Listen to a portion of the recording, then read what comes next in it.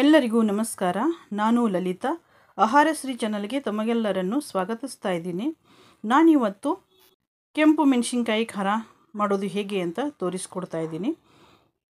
ಇಲ್ಲಿ ನೋಡಿ, ನಾನು ಬ್ಯಾಡಗಿ ಮೆಣಸಿನ್ಕಾಯಿ ತೊಗೊಂಡಿದ್ದೀನಿ. ಇದು ಒಣ ಮೆಣಸಿನ್ಕಾಯಿ.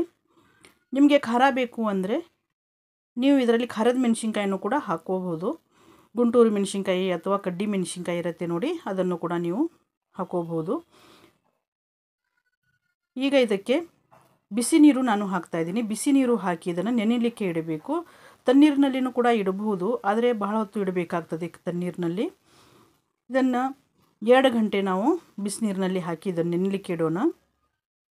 ನೀವು ನನ್ನ ಚಾನಲ್ನ ಹೊಸದಾಗಿ ನೋಡ್ತಾ ಇದ್ದರೆ ದಯವಿಟ್ಟು ಎಲ್ಲರೂ ಸಬ್ಸ್ಕ್ರೈಬ್ ಮಾಡಿ ಮತ್ತು ಪಕ್ಕದಲ್ಲಿರುವ ಬೆಲ್ಲೈಕನ್ನ ಕ್ಲಿಕ್ ಮಾಡಿ, ಹಾಗೆಯೇ ಲೈಕ್ ಮಾಡಿ ಮತ್ತು ಶೇರ್ ಕೂಡ ಮಾಡಿ, ಮತ್ತು 1000 ಸಬ್ಸ್ಕ್ರೈಬರ್ ಆಗಲಿಕ್ಕೆ ನನಗೆ ಸಪೋರ್ಟ್ ಮಾಡಿ.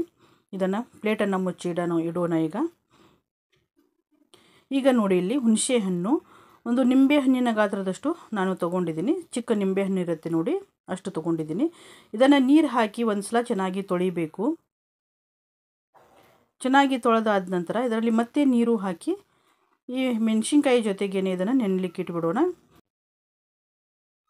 ಈಗ ಸ್ವಲ್ಪ ನೀರು ಹಾಕಿ ಒಂದು ಪ್ಲೇಟನ್ನು ಮುಚ್ಚಿ ಇದು ಕೂಡ ಇಡೋಣ.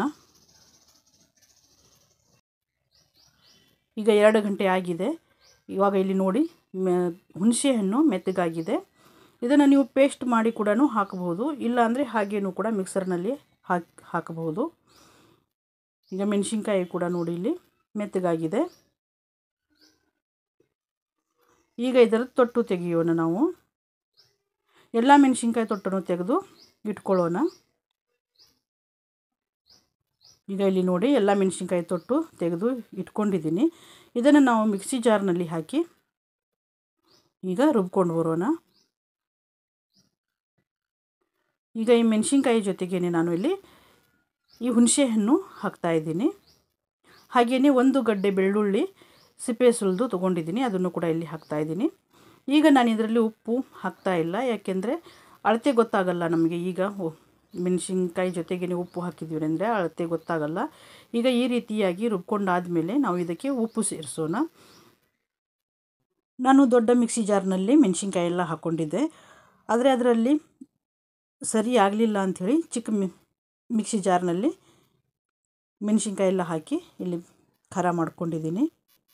ಈಗ ಇದರಲ್ಲಿ ಸ್ವಲ್ಪ ಉಪ್ಪು ಹಾಕ್ತಾಯಿದ್ದೀನಿ, ಹಾಗೆಯೇ ಇಲ್ಲಿ ಬೆಲ್ಲ ಹಾಕ್ತಾಯಿದ್ದೀನಿ.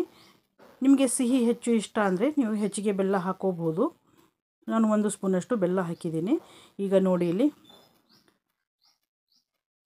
ಕೆಂಪು ಖಾರ ಇಲ್ಲಿ ರೆಡಿಯಾಗಿದೆ. ಇದನ್ನು ನೀವು ರೊಟ್ಟಿ, ಚಪಾತಿ, ಅನ್ನದ ಜೊತೆಯಲ್ಲಿ ಕೂಡ ಸೈಡ್ ಡಿಶ್ ಆಗಿ ಇದನ್ನು ನೀವು ತಿನ್ನಬಹುದು. ತುಂಬ ಚೆನ್ನಾಗಿರುತ್ತೆ. ಈ ರೆಸಿಪಿಯನ್ನು ನೀವು ಒಂದು ಸಲ ಟ್ರೈ ಮಾಡಿ ಮತ್ತು ಹೇಗಿದೆ ಅಂತ ಕಮೆಂಟ್ ಮಾಡಿ.